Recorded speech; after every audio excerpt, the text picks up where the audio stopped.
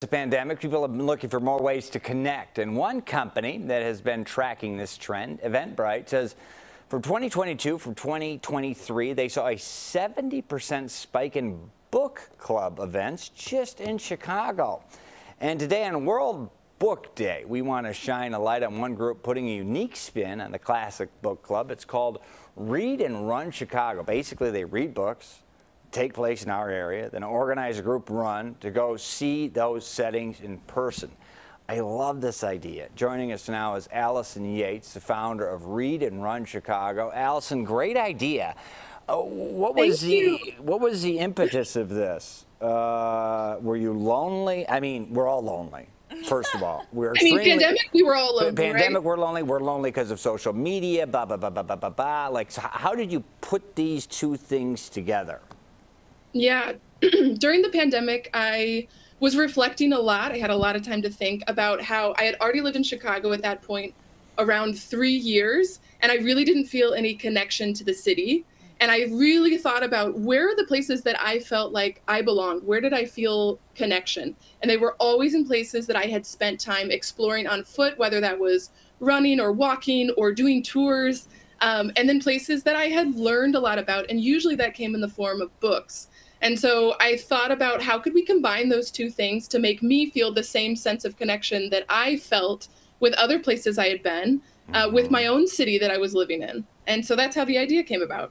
So take me to like a couple of reads you've done and what you've learned, and like you know, the interactivity of it. Like if you were to do Ghost in the White City or something, you would go to the H.H. Holmes house, or I mean, like, tell me like logistically what happens.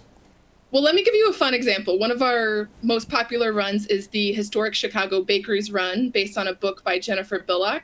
And on that one, we sample different pastries from historic bakeries around Chicago, and then run to them and then meet the author at the end of the run. So you learn a lot about one of the places that we've done this run is in Little Italy. So you learn about urban planning, neighborhood history, along with tasting some amazing treats from places like Scafuri or Pompeii.